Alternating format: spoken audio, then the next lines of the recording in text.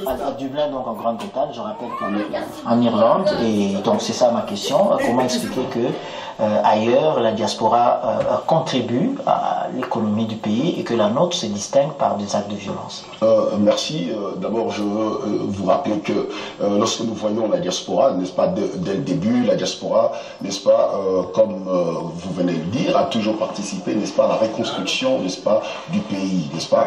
Et nous sommes en train de faire une réflexion sur la diaspora congolaise qui est une force qui s'ignore. Pourquoi la diaspora congolaise une force qui s'ignore? Et nous devons comprendre que dans cette diaspora, il y a de potentialités. Il y a de potentialités qui pourront servir, n'est-ce pas, pour la reconstruction de ce pays.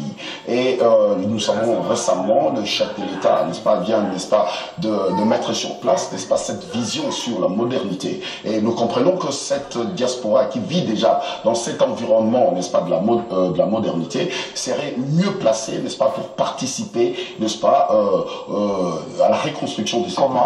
Comment, n'est-ce pas, lorsque nous, n'est-ce pas, quand je dis nous, lorsque le gouvernement, par exemple, que je félicite beaucoup, dans le dynamisme, n'est-ce pas, de ce nouveau gouvernement, n'est-ce pas, où le Premier ministre est en train de se montrer d'une façon active, et je crois que lorsque le gouvernement arrive à prendre la diaspora de devenir comme une base d'analyse, n'est-ce pas, des projets qui permettront, n'est-ce pas, à contribuer au développement de ce pays.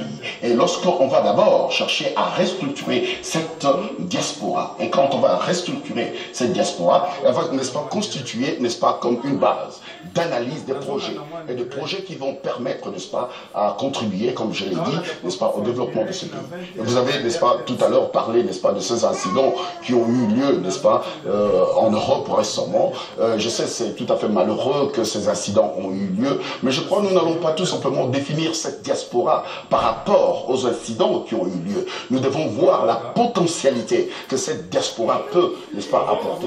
Et je sais qu'avec la générosité, n'est-ce pas, du chef de l'État, qu'il a montré il y a quelques temps passé, lorsqu'il y a eu quelques-uns dans cette diaspora qui ont été expulsés, où il avait bien reçu, je pense que lorsque nous arrivons à concilier cette vision de la modernité, n'est-ce pas, de chef de l'État, et dans cette réflexion de cette diaspora, et je crois qu'on peut trouver, n'est-ce pas, un changement où on peut voir les potentialités que cette diaspora dispose, venir bâtir ce pays. Parce que lorsque nous voyons...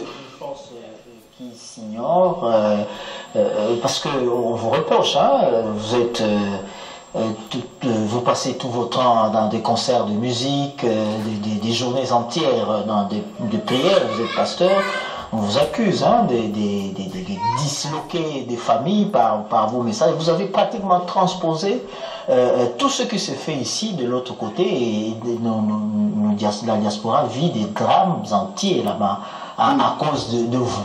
Je pense que ça, c'est un faux débat. Pourquoi je dis que c'est un faux débat? Peut-être on a une très mauvaise compréhension de ce débat, dans ces débats. Je ne suis pas tout simplement pasteur, je suis chercheur à l'université. Je suis chercheur au département d'anthropologie à Maynooth University.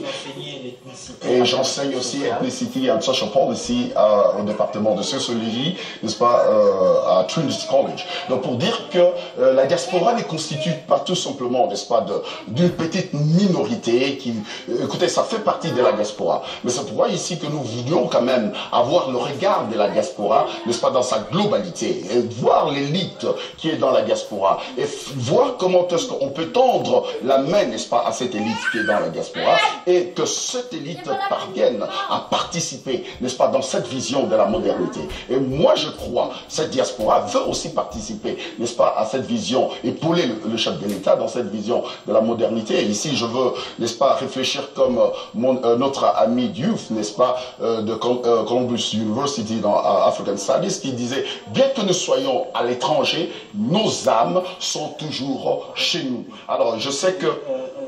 Rimba Osengo. Excusez-moi de vous interrompre. En tout cas, je vous dis merci infiniment d'être venu. Nous allons poursuivre ce débat très très important. Je rappelle que vous êtes membre de la diaspora congolaise et que vous vivez à Dublin. Nous allons traverser le fleuve pour nous rendre à Brazzaville, ici en face, pour suivre ce qu'a été la journée africaine la journée d'Afrique à Brazzaville.